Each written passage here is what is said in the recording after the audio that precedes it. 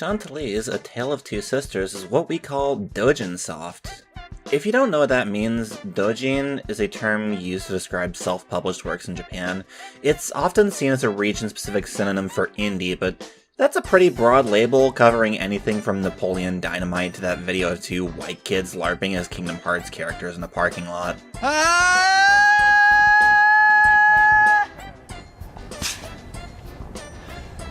I can't kill you, you're part of me. You're a fool, Sora. Doujin, meanwhile, is more specific. Saying it only covers the latter of the two is a bit of an oversimplification, but hopefully it's enough for you to understand the bigger picture.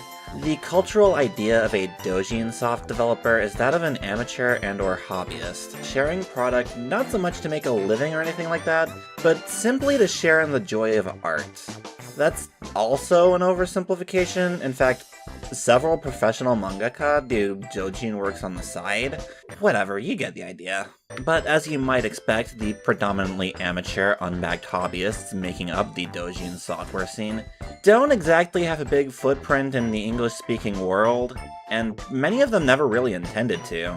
But there was a time in the 2010s where suddenly several publishers sprouted from the ether, aiming to bring doujin soft to a wider market. One of the more successful attempts at this was Carp Fulgur's partnership with Easy Game Station on the 2010 Steam release of their 2007... Did I fucking say 2007? On the 2010 Steam release of their 2007 game, Resetia, An Item Shop's Tale.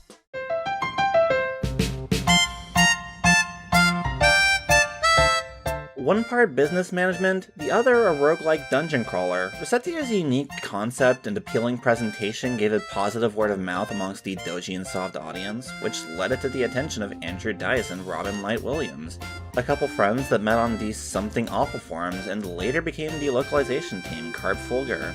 At first, they wanted to target more explicitly commercial games for localization, but their attention soon drifted over to the untapped doujin market, as, according to co-founder Andrew Dice, above all, what the Western gaming audience likes is a unique experience, which, as stated, drew them to Resetia, the game that would become their first published localization. They were only expecting it to sell somewhere around 10,000 copies, owing to their newcomer status as a company and the game coming from a niche market with a high piracy rate in Western territories, where they couldn't be bought. After a month, they had more than doubled that, and 1 year later it had broken 100K. Reviews were positive, and player impressions were glowing. Resetia was a hit. A niche hit, but a hit. Its success gave Carp Fulgur the resources and drive to keep operating in doujin soft localization, and gave Easy Game Station, who shared in the profits of the game's new success, the confidence to work with them again for a localization of one of their older titles, Chantelise. "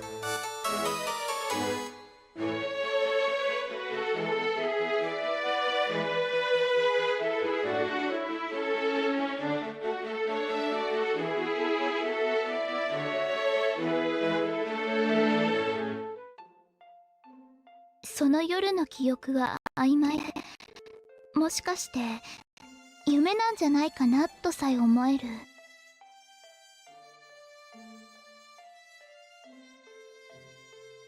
月が赤い夜は外に出ちゃいけないよ。魔女に呪われてしまうからね。そんなおとぎ話をよく聞かされたっけ。5年前の月の赤い夜、私たちは外にいた。まるで何かに誘われるように外を歩いていた。そんなに歩いていないはずなのに、周りは知らない景色だった。不安で泣きそうな私を姉さんはずっと励ましてくれた。ふと前を見ると、赤い月に照らされて誰かが立っていた。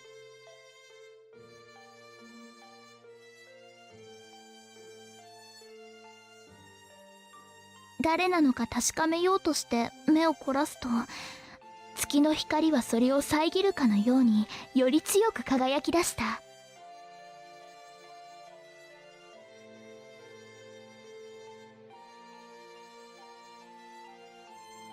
気がつくと、私たちはいつも遊んでいる見知った森の中にいた。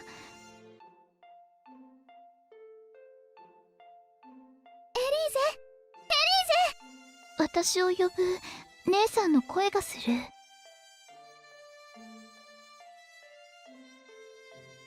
私は恋のする方を見た。そこには心配している姉さんがいるはずだった。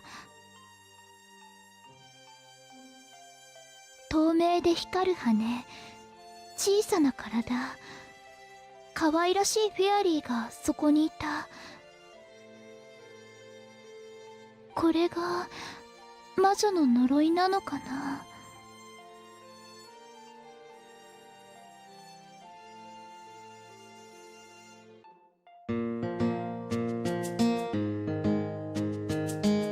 And so begins the tale of two sisters.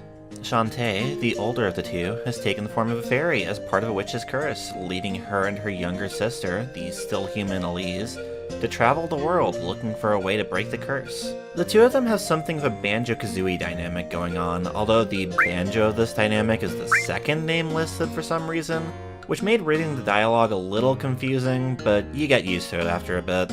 Elise is the polite, reasonable one of the bunch, frequently exasperated over the antics of Chanté, a cocky little brat constantly hurling threats of violence, usually towards the shins.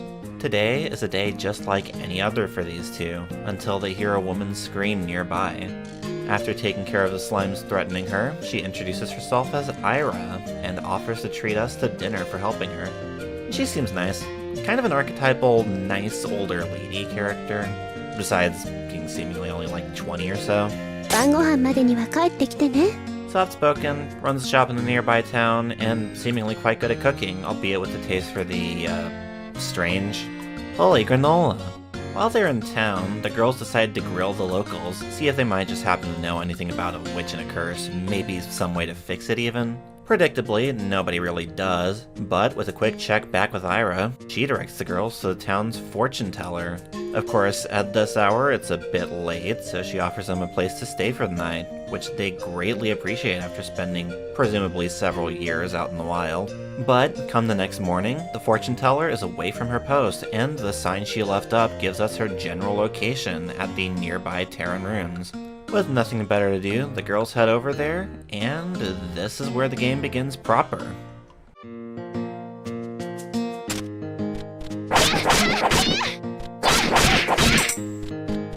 So, Chantelise is allegedly an action RPG. It's definitely action, and it calls itself an RPG, but the RPG elements are pretty light.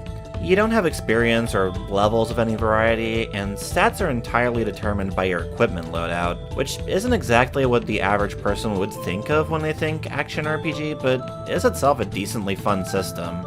Especially when the equipment system doesn't dedicate one slot to each type of equipment, but instead lets you equip a piece of equipment to any slot, even equipping multiple of the same type. Look at all these hats I'm wearing right now. Don't I look swell? No, I'm not wearing anything else, please don't look below. Otherwise, Chantelise is pretty straightforward action. I've seen a handful of critics call the game grindy, but I'm not even totally sure what you would be grinding for. There's an item shop, so I guess you could be grinding money for that, but you have an upper limit at any point of what you can grind for, and a lot of the best equipment can't even be found in the shops. At least for the very early game, which is all the most viewed video about this game on YouTube bothered to play of it, I should add. The challenge is primarily in execution. You have three main action buttons, your jump, slash, and magic, with a dodge you can perform by pressing jump and slash at the same time. Critically, that dodge doesn't have iframes, it's purely a traversal move. Combat in Chantelise has a more old-school approach to dodging attacks, where instead of pressing the dodge button at the right interval, you just have to, well, dodge, get out of the way, not be in position when the enemy attacks, maneuver around projectiles, etc, etc. That probably sounds like a goofy way to explain it, but if you're watching this video, you're video game brained enough to get it. Probably. All that is to say, if you play Chantelise like a modern action game, or even an action game of its day, you're probably going to get your shins kicked in. Of course, mobs aren't super threatening on their own, especially smaller mobs that keep a hit stun state whenever you land a hit, but when bunched up in groups, they become a little more threatening. The primary skill the combat tests you on is crowd control, positioning yourself in the crowd in a way that makes you the least vulnerable you can possibly be. It takes some getting used to, but it makes for an engaging rhythm when you get into it.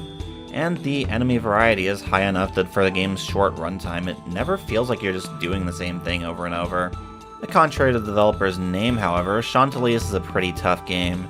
It's not overly punishing just yet, but it still took me a few shots at the Terran runes to clear it, as will every other level of the game. I don't really mind this personally. I'd like a challenge after all, but what I do mind is the checkpointing system. In each area of the ruins, you have a goal to clear out every enemy mob, and only after you've done that will it let you move forward to the next room. After you do that once though, you don't have to do it again. The seal will remain undone in all future attempts, which on paper is good. It would be a nightmare if you had to clear out every enemy in the entire stage on every single attempt at the ruins. But because you always start from the same place on every attempt, it means every time you die to a boss, you have to do an uneventful walk through all the areas you've already cleared out just to make another attempt. Think some of the boss runs in the Souls games where nothing is really all that threatening on the way, you just have to waste a minute or two walking for no apparent reason. It gets tiring doing that repeatedly when you're just trying to learn a boss's trick. And speaking of, at the end of the ruins, we meet the fortune teller, Elma, and Shantae, noted idiot, gets into an argument with her because she's a little small. Of course, threatening to kick her in the shins in the process. In response, she summons a golem to attack us.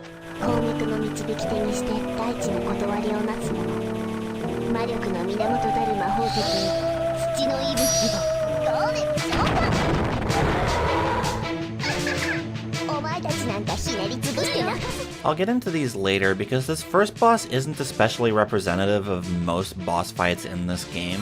Bosses in Chantelise take an approach somewhere between the standard hit them till they're dead type of boss typical of most action games and the puzzle boss like those found in the Legend of Zelda games. From my perspective, they're best compared to the bosses in the Arc Engine East games. These fights aren't overly prescriptive, and this first one at least can absolutely be beaten by just being really good at dodging out of the way. But for every boss after, there's a certain trick you'll need to do to make it vulnerable, and there's even a trick like that for this boss if you're dedicated enough to pull it off. It's easy enough to fight without it though, in fact I got it after only around 3 tries. But generally speaking, later bosses are more interesting than this one, which gets most of its challenge from simply covering a great range per attack. Not even from the ads in the arena. If anything, those are there to help you, as they can drop magic gems you can use to hurt it from afar. Being the first boss, it works fine enough, it's just very simple compared to what we're about to see. After a few attempts, the golem is down. And as a little reward for making it past all that, we got another equipment slot to use as we please. Wow! Elma retreats, and having not clocked her as the fortune teller they're looking for, the girls head back to town. And hey, wouldn't you know it, the fortune teller's back. Guess why? Shantae doesn't take the news well, but at least is a little more chill with it. She explains their circumstances to Elma, who responds by, well, just telling us to go to the Ignan ruins. The Ignan ruins ramps things up significantly from the previous level, which mostly has simple area design with no obstacles to speak of besides, of course, the enemies themselves. The first room takes place in a much more 3D space, with something at least loosely approaching platforming involved. This is followed by a run up a spiral mountain, with boulders rolling down towards you as you ascend up it, taking on monsters along the way. The next areas following don't really ramp up much beyond that, but we do get introduced to a few different enemy types. The skeletons from near the end of Terran make a return here, though their only real gimmick is they'll only die if their last pip of health is drained with magic attacks. That said, Ira gets an item in around now that you can equip to turn your basic slashes into magic attacks, which makes these guys honestly pretty mindless kills. Beyond that, we have these bomb creatures who, upon being killed, will immediately deal area of effect damage. You can kill them with melee, but it's not recommended, as you'll be dealt pretty heavy damage, and given the random nature of healing drops in this game, best to deal with them from a safe distance. We also get introduced to specters, which are impervious to our attacks when transparent, but become vulnerable for a short time when letting off an attack of their own. And probably the most annoying of the bunch are these night guys, who are only vulnerable from behind, and thus are another enemy you can only reliably get a hit in on by punishing a whiff. Most of these are good additions to the enemy roster, and in general I would say Chantelise is pretty solid enemy variety, at least given its short length. The action never feels like it stays on one thing too long, and it stays engaging because of that. I do have one little bugbear, but it kind of ties into how the game looks, and before I get into that, I just want to gush about this game's aesthetics. Chantelise takes place in a fully 3D space, but uses low-poly environments, and rather than 3D models, represents characters and non-boss enemies using sprites. You definitely haven't noticed yet. The aesthetic was actually what drew me to the game in the first place. I love this kind of thing. It's cool when boomer shooters do it, it's cool when PS1 RPGs do it, it's cool when Square Enix does it and gives it a goofy sounding name to trick people into thinking it's something new. It's just cool overall. I'm especially into all the little diorama spaces. I love the town I was set up in that's about half the size of a cul-de-sac. I love this baby little grove you pass through at the start of the game. I love this spiral tower from a later level. Just about every zone has nice vibes to it. Aggressively video gamey, but in a way that only benefits the overall experience. I don't know, maybe it's just a me thing, but I found the further games skew from the realms of the real, the easier it is to buy into their illusion of a world compared to games that present their worlds as though they truly are real. Dragon Quest III is a Famicom game, yet its worlds feel bigger than many games today with many, many millions more dollars thrown at their development. Because the player understands this is not literally the world your party is traveling through, but rather an abstracted representation of it, and your mind fills in the blanks from there. I think there's something special in that, plus I just think these are some cute little zones.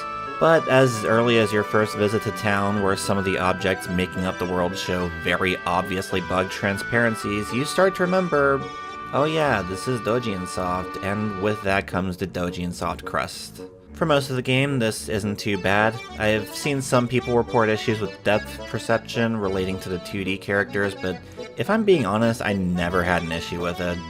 But I also never had an issue with it in Crash Bandicoot, and people level at those games constantly, so I don't know, maybe I'm just a god gamer. I kinda doubt it, though. Mostly, it's down to some of the corners cut. On the minor end, it bugs me that Elise's sprites only have animations drawn for 5 of her 8 directions, with her sprites for 1, 4, and 7 just being flipped versions of her 3, 6, and 9, despite her always holding her sword thing in one hand. But the most obvious annoyance is that night enemy. They really cut corners on that one and only animated its front and back, making it very difficult to judge where it's facing and very easy to overshoot when trying to hit it. It's not a fun enemy to fight as a result, and I almost wonder if the devs knew this, as they use the knight very sparingly, and usually in situations where you can take it on one-on-one easily. I also kinda have a hunch the camera being the way it is down to the visual style, though it could also be down to the game being made for just a keyboard, as is the norm with Doujin Soft, and honestly just a lot of Japanese computer games of this era. It's definitely the reason player movement is purely 8-way digital, but that's not really an issue since Chantelise is pretty light on platforming. Feels weird if you choose to play on an analog stick, but at least on a controller you can still use a D-pad. The more pressing annoyance is the camera, which is always locked to the same vertical axis and can only be turned left and right by the player. Which isn't the worst deal in combat, but it's very hard to gauge a drop when you can't see more than like an inch below you, and when going up a steep incline, not being able to see where you're going is especially annoying. You at least have a mini-map to slightly ease the burden on the former, but it's a burden that could very easily be solved by just letting you look up and down from where you're standing. To ease back up a bit, I guess the music is just pretty mediocre. Not bad for the most part, but not especially great either. The MIDI instruments used for some tracks sound pretty bad, and a few tracks do kinda just sound like noodling on a keyboard more so than a coherent soundscape. There's a few nice tracks in there though. I especially like the jaunty little town theme.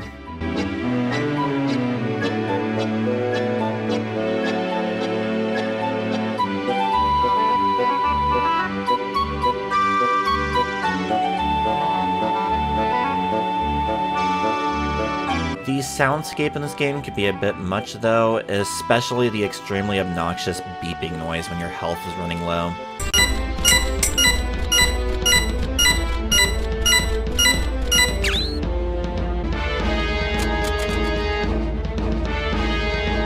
Like, I get wanting an audible indicator of low health, but I have like actual sensory issues that get triggered by repetitive shrill noises like this. It's genuinely painful for me to listen to. There's gotta be a less grating sound to use for that. Actually, sound effects in general are loud as fuck by default, and you should probably turn all those down.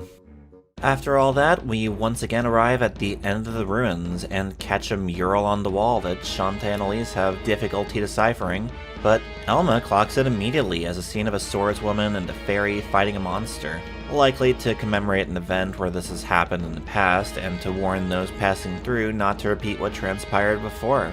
More pressingly, however, Elma tells us that lately, the very air we breathe has grown heavy with the essence of evil, whatever that means, and that it's reached its peak just as the girls arrived in town. And curiously, the two of them are not the only pair of swordswoman and fairy to arrive in town, and in the end, each pair always disappears without a trace. And, speaking of without a trace, turns out on her way here, Elma was chased by a giant crab. This boss ended up being the first big wall for me, and was the main spot I started experimenting with equipment loads on. But this is less a fight you take on by experimenting with your equipment, and more one you take on by learning how to exploit it. It can admittedly be a frustrating time trying to learn it for this one. The trick is very weird, but once you figure it out, it's a pretty fun fight. Way more interesting than the one we fought in Terran Ruins. You have to be a lot more active here, really paying attention to the boss's behavior, even considering how to use the arena to your advantage, and that just feels good to pull off successfully. This is the template bosses follow from here on, and I'd say these are consistently among the strongest part of the game. The bosses all being full 3D creatures rather than the 2D sprites of Elise and the mob enemies also serves not just to make the fights play better, but just to make these guys feel more like a serious threat than the rest. Actually, thinking about it, that's another thing it shares with Archengenese. Starting to think that might be an intentional homage. After taking the crab down, Elise starts to space out a bit, then ends up fainting. Chante carries her back to Ira's, who nurses her a little bit back to health and diagnoses her with an overdose of fairy dust, which has made her fall ill. Chante believes it at first to be her own, but Ira finds this unlikely, as the two are blood related and dust from a blood relative shouldn't have as strong an effect on her. Still, Elise has fallen ill, and the only known way to save her is to retrieve a blue rose from the Aquan ruins, which may not even exist anymore. Either way, it's our only chance to save Elise, so Chante runs off to find it and bring her back, but is stopped by Elma, who reminds her that Chante's powers ultimately rely on Elise being nearby and offers to come with her and help her deal with the monsters in the ruins. What follows is maybe the most video game plot event I think I've ever seen. For the Aquan ruins, Elma shapeshifts to take on the form of Elise. I guess to better sync up with Chante? I don't know, to me it very much feels like a contrivance to let you keep playing the game as normal even though Elise can't be there for the time being. But it's done in such a blatant way, I honestly have to respect it. And it works to set up that Elma has the power to shapeshift, which will come into play later on as well. So I've been kind of putting off talking about magic until now, just because it's been kind of a basic system so far, but it opens up around here, so now's a good time to get into it. You use magic by consuming the gemstones that enemies drop, and by holding the magic button for longer, you can use multiple gems at once to use different kinds of magic, provided the gems you use are of the same color. At the start, this sounds interesting, right up until you actually use it. You begin the game only being able to charge 2 gems at a time, and for the most part, your single and double gem spells are just different forms of projectile. There's very little reason to bother using double gem spells for red, green, and blue gems, since they do the same amount of damage as a single gem. There's some slight differences, like 2 reds dealing area of effect damage, and 2 blues having a chance to freeze an enemy. But there's very little variety to them, and not much reason to prioritize one over the other. The lone exception to this is the brown gem, which summons a steel ball that orbits around you until it takes enough hits at 1 gem, and activates a temporary defense buff at 2. But even then, I never found myself using the defense buff, since just spawning 2 balls at a time was always more helpful. It's easy to go through the rest of the game assuming all your magic is going to be like this, and indeed I went through a shocking amount of the game not realizing the pool of spells you got from consuming 3 gems is much more helpful. And since we just got the ability to do that, this is where you'll want to put it into practice. 3 reds summons a ring of fire on your target, dealing heavy damage in quick succession. 3 greens summons a tornado, drawing enemies together while also dealing heavy damage to them. 3 browns drops a meteor, which is a goddamn meteor. But the most helpful of the bunch is a healing spell you get from 3 blues. It's not a full heal, but given how hard enemies hit from here and the random nature of healing drops, it's going to be a handy thing to have on these long treks through the dungeons. We get one more magic upgrade later on, which lets us summon a companion and kinda feels overpowered in some ways. But to be perfectly clear, those, like this first addition to the magic system, comes with an overall increase in enemy threat. The main part of the aquan runes I remember is this last room before the boss, which starts by throwing bombs at you, then chucking an army of jellyfish at you that can slow you down if they deal contact damage. Then as you go to fight them, it spawns in an army of evil eyes vomiting projectiles at you. Then, as if that wasn't enough, it spawns in a mini-boss bomb that starts vomiting even more projectiles at you. It's just a lot to take in at once. More importantly, with all the pieces of Chantelise's gameplay firmly established, perhaps now's a good time to talk more about the story. It's been kinda spinning its wheels up to now, barely even making excuses for why you're doing the things you're doing. And while it's not exactly out of that just yet, the Aquan Runes at least explores a bit of who these characters are. So, Elma. Elma's an interesting character.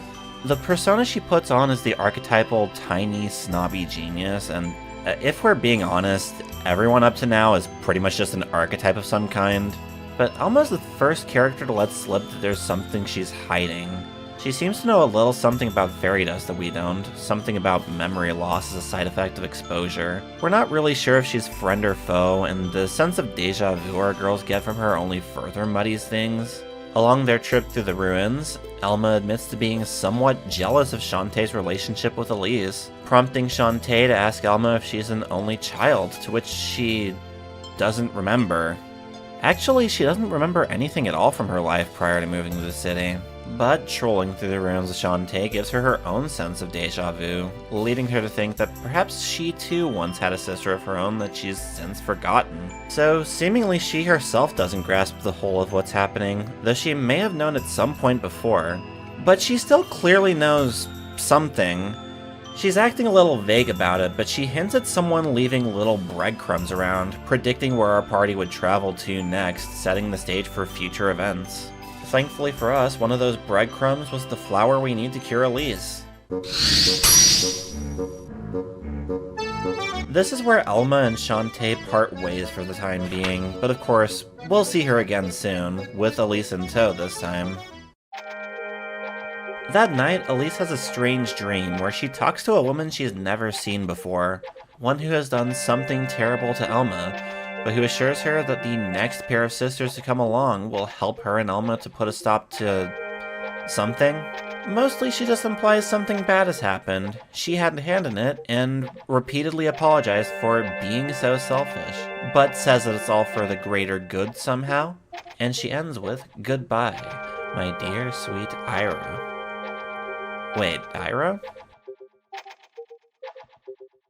Elise wakes up in ruder health than ever, but of course an exhausted Shantae still rests nearby.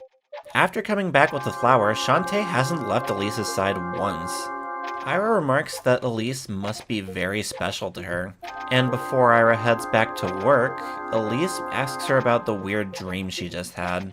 Ira plays dumb, saying it's probably just a side effect of the medication, but it's clearly something more than that. When Elise comes back to bed, Ira comes to the same conclusion Elma came to, that the woman Elise saw in her dream, and who Ira and Elma met years ago when they first came to town, has been setting things in motion for that plan she was talking about. When the time comes, they'll hate me too, won't they? How exactly Elma would have known about this, since she was seemingly entirely absent for this conversation, I couldn't tell you. It's never entirely addressed. But if it's not obvious to you by now, yeah, Ira was the forgotten sister Elma was alluding to. And she does indeed seem to know, as upon the girls heading to her place to chat, she's conspicuously absent, with only a note left behind telling the girls to meet her at the end of the Zephyran ruins. I don't have much to say in particular about the Zephyran runes, even though it's probably my favorite level in the game. A little bit more sober than the Aquan runes, with much more interesting area design, making greater use of 3D space. Still let down by the camera though, this is probably where the lack of a movable Y-axis will annoy you more than anything. but it's the spot of the game I was easily the most into. I really like this big green set of paths suspended high in the air, just a nice little vibe. Cozy little space of impossible geometry. As the gang meets up at the end, Elise thanks Elma for her help in saving her before Elma admits that, while unintentional, what happened was all her fault. Elma, like Shantae, is a human-turned-fairy, and like Shantae and Elise, her and Ira first came to this town to find a cure. It was Elma's fairy dose that caused Elise to overdose, not Shantae's, because Elma was apparently harassing them in an attempt to drive them towards all 4 ruins near the city. I'm not sure she was actually doing that so much as just like showing up here and there. And she came off at first like she was just minding her own business when we first met her at the Terran ruins. Not really like someone trying to lure us across the world on purpose. But whatever. Elma's playing a little coy, but tells the girls that after defeating a dragon, they'll have all the answers they want, along with answers you never knew to fear. And after doing this, Elma starts babbling about a red moon, known as a source of dark powers coming back to this world. The girls sit confused for a bit before looking up at the sky and seeing exactly that.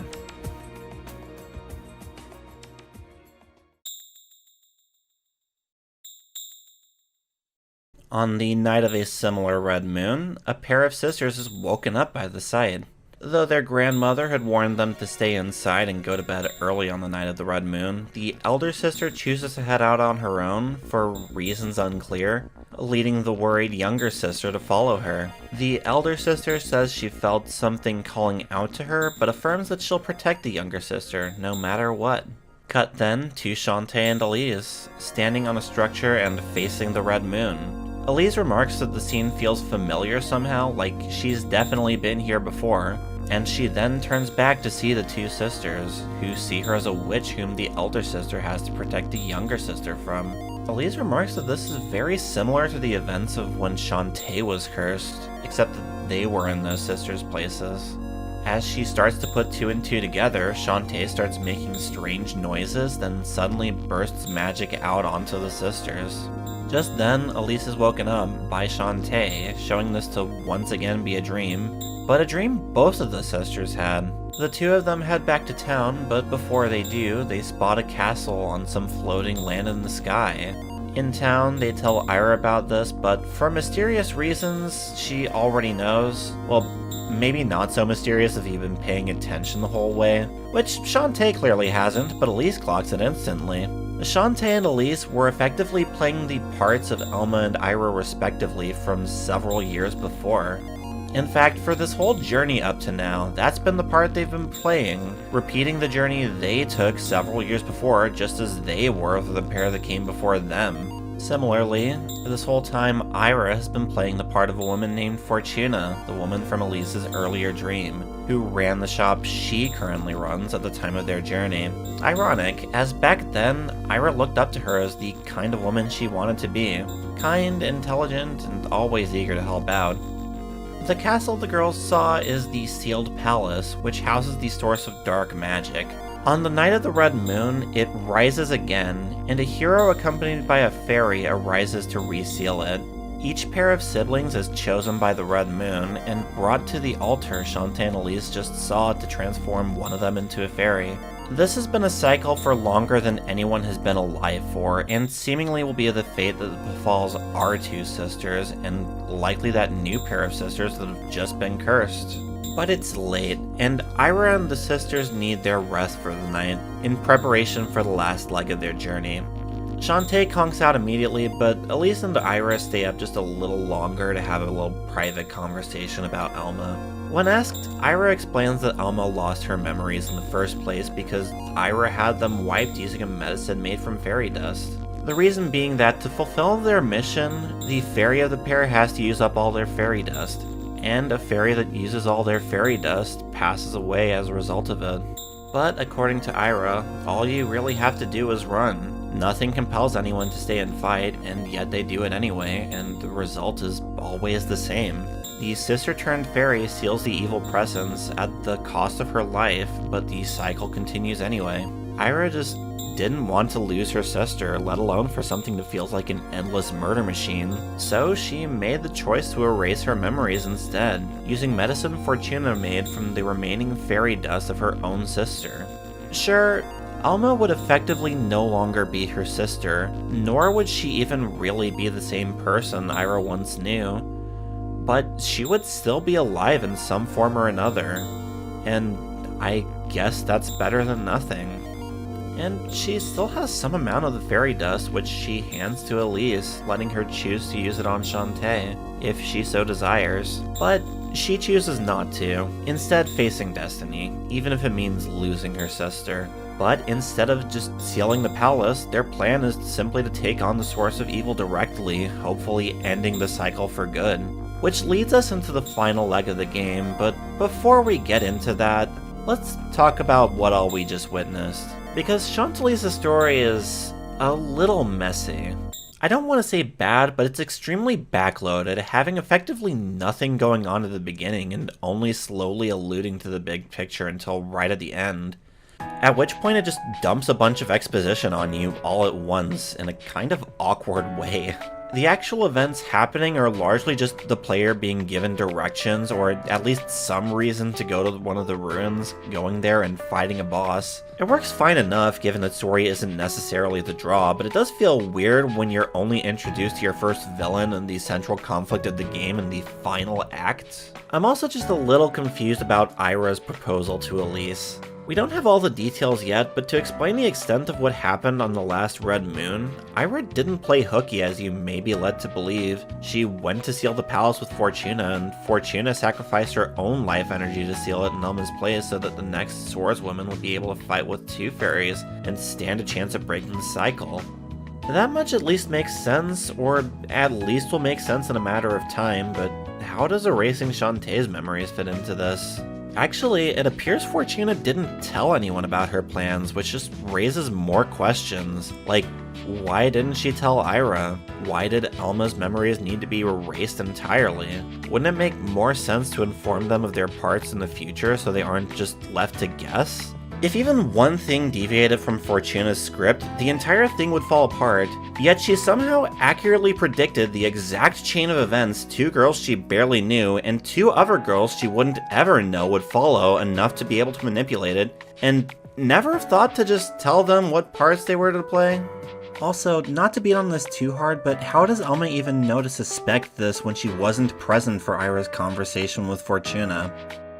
Well, if nothing else, the game has pretty solid character writing. Nothing that'll blow you away or anything, the characters are little more than standard archetypes, but they play off each other in entertaining ways. Shantae and Elma bickering with each other, the sisters' shared respect for Ira but fear of her cooking, and their overall growth as they each learn more about each other's deals is just nice. Very likable group of moe blobs, which almost makes up for how tiny the cast is overall.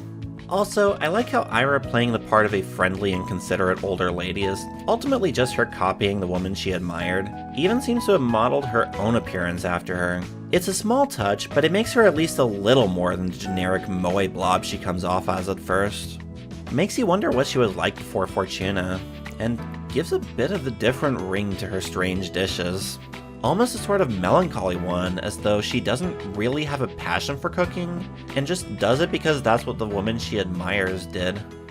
But we've still got the end of the game to cover, and before we dive into the final level, it's probably worth doing a bit of cleanup, mainly because I didn't do much cleanup before taking on the sealed palace at first, and after getting blasted for it by the game, I finally saw it as worthwhile to clean out what I had been neglecting. This was also when I started actually using charged magic more. If you were wondering why all the footage I used to demonstrate that was clearly running an endgame loadout, that's why. Oops. Another pretty major thing I discovered in this process is that, this game has a fishing minigame. I'm not sure why it took me so long to realize this when the opening demo shows it outright, but I also don't feel especially dumb for not finding it at first when the first rod, which you need in order to get any of the other rods, is thrown in a random corner of the tutorial zone, pretty easily hidden by the game's low draw distance. It's really easy to miss if you're not combing the map for secrets, which in the beginning you aren't going to know there even are secrets in the first place. I also don't really feel like I missed much for this, since the main game doesn't really need you to engage with it, and I found it kind of boring personally. Also just really weird to engage with since you need to equip the rod as an item, which eats your attack button, so you're going through an annoying amount of effort just to fish. It's pretty basic, just throw out the rod and pull the rod back after 4 bites. Not really much to it, and I didn't find it that much fun to fuss with. I don't have any footage of me doing this because, honestly, I don't care enough, but there are at least a good deal of items you can get from the fishing minigame if you trade in specific sets, including some of the best equipment in the game. For my purposes, I only felt the need to engage with it for the handful of challenge objectives that use it. In each room of Chantelise, barring the town and the little picnic nook, there's a little optional objective you can do to get a bonus item, which, again, will get you stronger equipment. Some of these are simple, arbitrary objectives, some are bizarrely involved, some I'm not sure how you're supposed to clock in the first place. There's a priest that gives you hints, but like, not only do you have to take a health penalty to get them, but they're often too vague to be of much use anyway. Although I guess you can just like, save before getting the hints, redeem them, then reload that save. Or you could just say fuck it and look up a guide like I did. I did all these to get myself ready for the final boss, but I also did them for the sake of unlocking the game's super dungeon deeper into the familiar forest. Which, for a super dungeon, is honestly really easy. Hell, given you need to get every hidden treasure to enter and how much you're gonna have at your disposal heading in as a result, it's probably the easiest dungeon in the game. Kinda disappointing, but it's pretty chill, and I think the super boss just being some giant fuck-ass looking rat is really funny. As is this whole little journey starting from Shantae just seeing a rice ball and getting hungry. In my actual playthrough's chronology, I did this super dungeon after I beat the final boss, which made it feel like a bit of a weird note to end on ultimately, but made it feel almost like a victory lap in a sense. Especially after how much more of a challenge the Sealed Palace is in comparison. Or at least the latter half of the Sealed Palace. The first room has some weird platforming and the second drags on a bit, but I got through them just fine without any deaths. It's mainly the third room, which shits a bunch of enemies at you at once, that's giving me trouble. Although that's probably more to do with the terrible build I was running than anything. Not much to say about the path of the final boss beyond that. It's ultimately just another level of the game, albeit a somewhat smaller one since the final boss takes up like 3 rooms.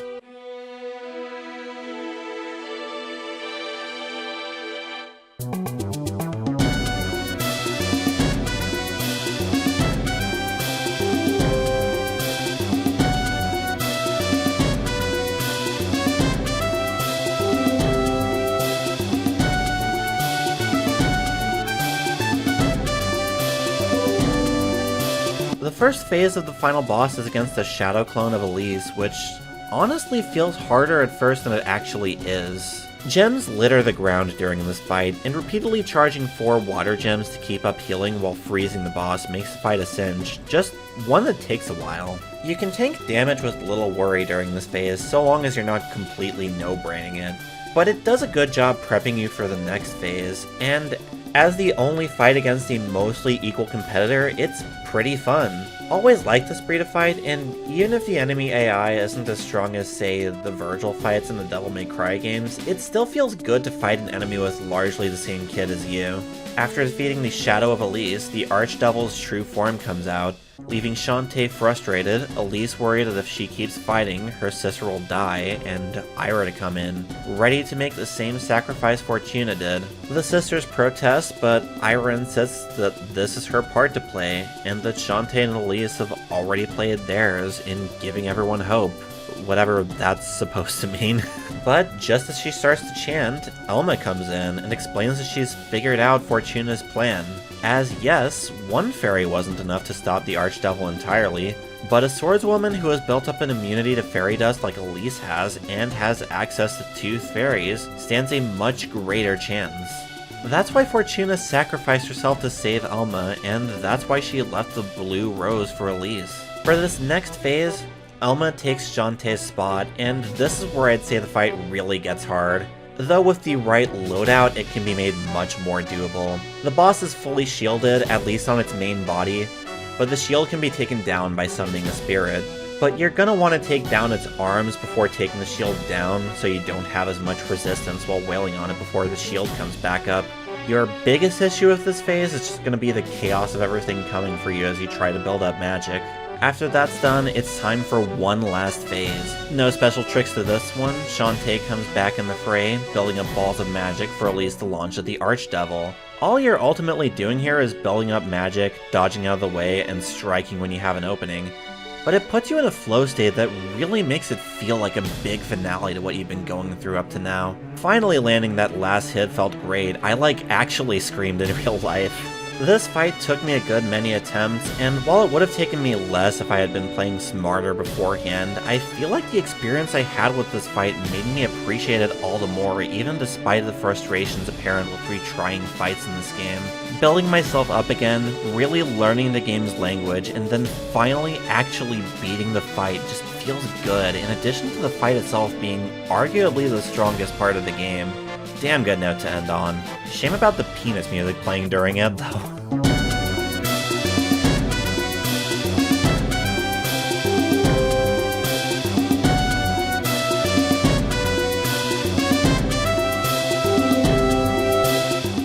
But the Archdevil isn't done yet. On the brink of death, it makes a last-ditch attempt to seal itself so it may survive to face the next pair of hero and fairy. But Chantay has an idea. She's going to unload all the fairy dust she can onto Elise's sword, and Elise is gonna throw it at the Archdevil, killing it once and for all. Elise is worried it'll kill her, but Chantay reiterates that she'll be okay and asks Elise to trust her. She obliges, and finally...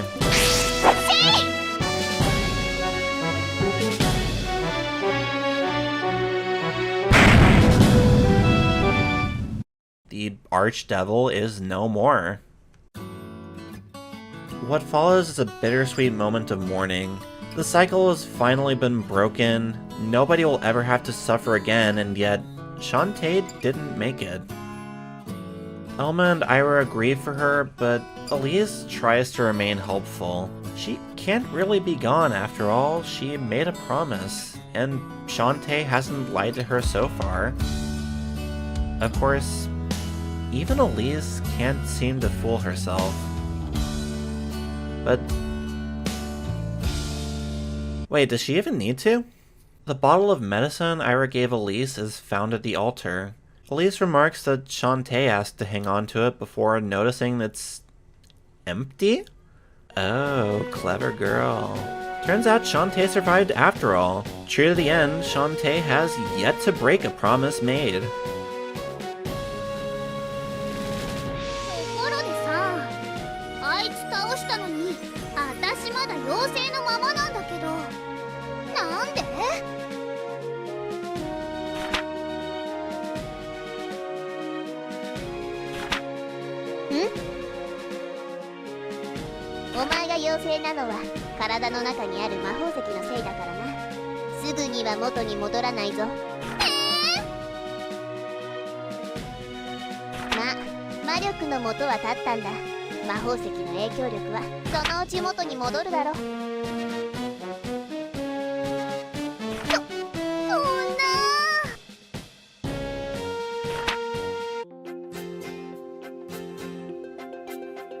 Seven years later, Chantay and Elma still haven't found a cure, but they keep searching anyway.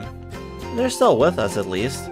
The two pairs of sisters are now living together. I choose to believe Ira and Elise are married, and the two of them discuss what to make for dinner and how. To make ends meet, the two of them still run the item shop together as a pair of sisters arrives with but one question on their minds. Do you know where we can find the witch?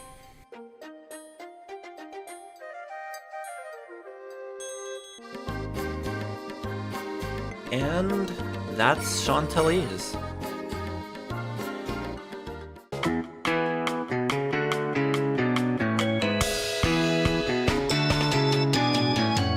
Chantelise is a very special game, not necessarily because it does anything unique, nor even because it does anything great.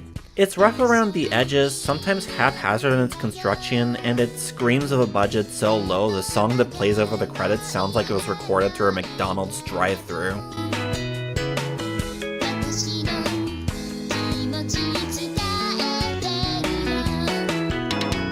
But Chantelise is also a game greater than the sum of its parts, and for as much as it may have frustrated me here and there, or as hard as some may find it to get used to, it's a simple set of systems that come together to make a very fun action RPG backed by a really nice aesthetic and stock yet charming characters. My only real sticking point is the clumsy story and its very ham-fisted endgame twist. But besides that, if anything you saw in this video seemed like your thing, I feel confident you'll like Chantelise, at least as much as I did. And at least for me, I greatly enjoyed my time with it.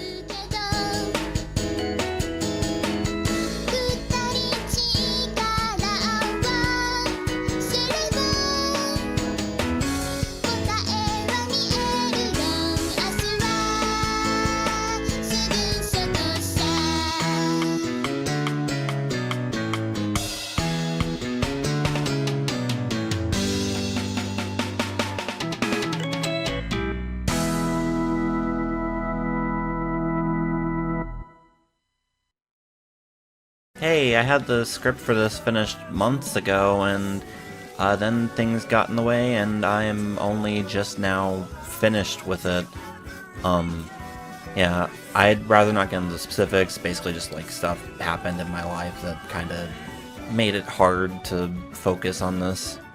But most of that, I think I'm out of the worst of it, so hopefully that means I'll be able to get things done on a quicker timetable this time.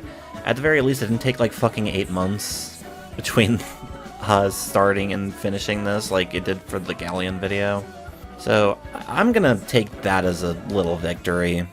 Yeah, see them where you can find them.